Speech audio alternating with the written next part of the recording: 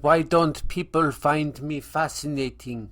So the Melania Trump documentary just came out, and it's the biggest vanity project ever made. In the trailer for her documentary, she says, "Everyone wants to know, so here it is." Everybody wants to know about you? I mean, I kind of just assumed you were a dumb bimbo from another country. You were a mail order bride with no personality, and there's nothing at all to know. Apparently, her husband hasn't even seen the documentary. And I mean, that's got to be the height of failure when even your own husband won't watch your stupid documentary. Now, I've written my own novels and self published them, and some people say self publishing is a vanity that makes it a vanity project. And, to a degree, everything's a vanity project if you're making something that you're passionate about and you're doing it for yourself, right? It's really vanity, though, when you don't put any work in whatsoever and you just think whatever the hell it is, you took a shit and it's automatically amazing and everybody should love it.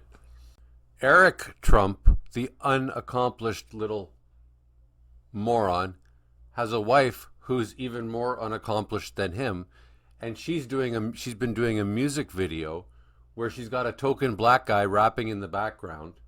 And at the end of the day, all I can see is everybody laughing at these people. And that's the nightmare result you want for your vanity project. At least the Kardashians got popular.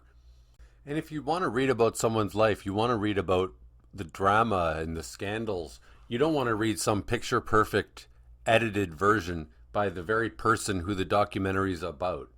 So where she's just perfect and everything's just nice and she makes cookies. Cookies. We want to hear about how she dated Jeffrey Epstein before she dated Donald. We want to hear about how she only married Donald for his money. We want to hear about how she was a low class, ditch gutter loser in some crappy country. Last I checked, this movie had sold one ticket. It's the most expensive documentary ever made, and it only sold one ticket. It's directed by Brett Ratner, who was canceled for his creepiness on set with women. Two-thirds of the people who worked on the movie wanted their names taken off the movie because they're so embarrassed. Melania, you're a trophy wife, and people don't want to know about you. That's what comes with being a trophy wife. Nobody wants to know anything about you because they know all you ever did was you looked good in a bikini, and you could barely speak English, so we wouldn't have to listen to you talk. I mean, you're little more than a paperweight with boobs.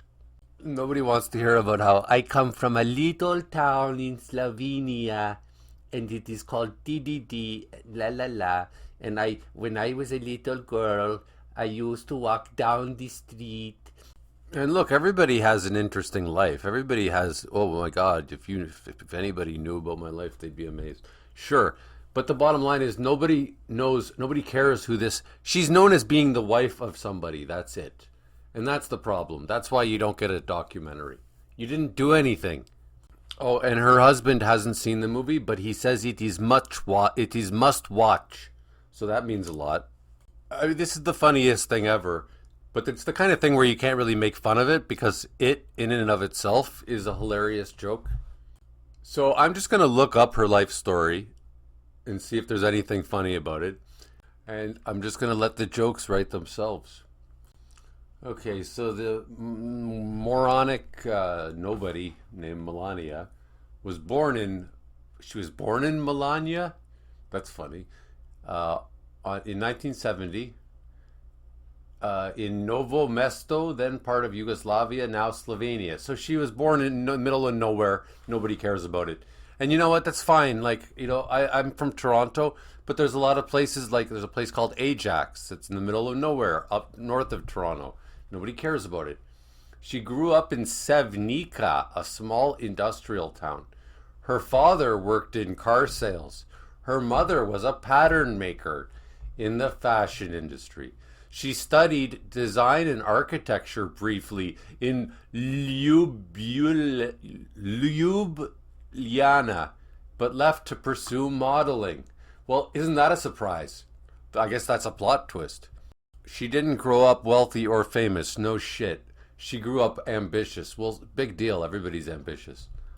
Okay. She modeled across Milan, Paris, and Europe. Okay, so she's just a dumb model.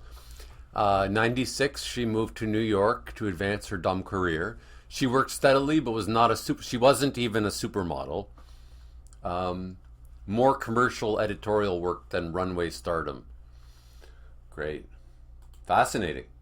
So, in other words, she had the exact same life as every other model who's ever lived. And you know, models are famous for being interesting people. She met Donald in 1998 at a New York party. They dated on and off for years. See, that's the only interesting part of her life because that's where Epstein comes in.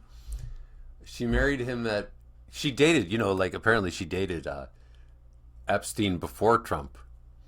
Married him in 2005, became a U.S. citizen in 2006 because Trump loves immigrants, and then gave birth to their dumb son, Barron, in the same year.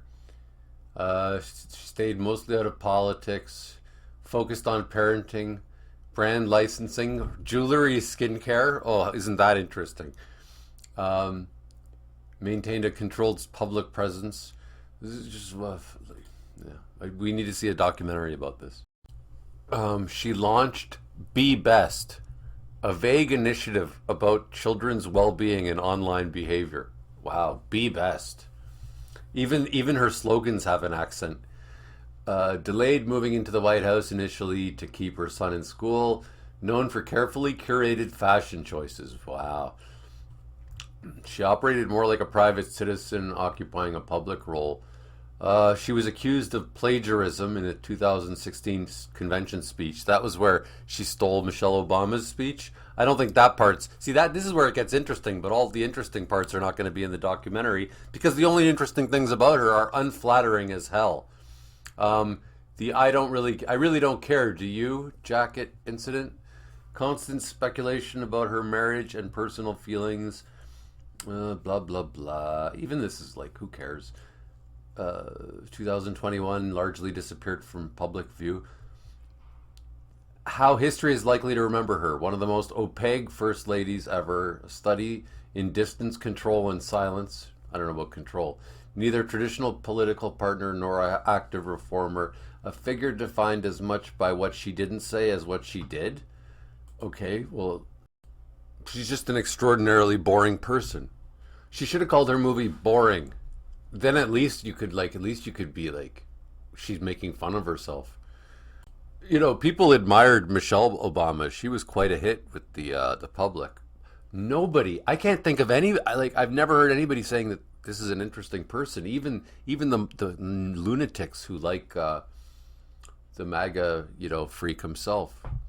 Anyway, that's all. I had to make a comment, even though I don't have much to say about this truly hilarious movie premiere this movie that just came out.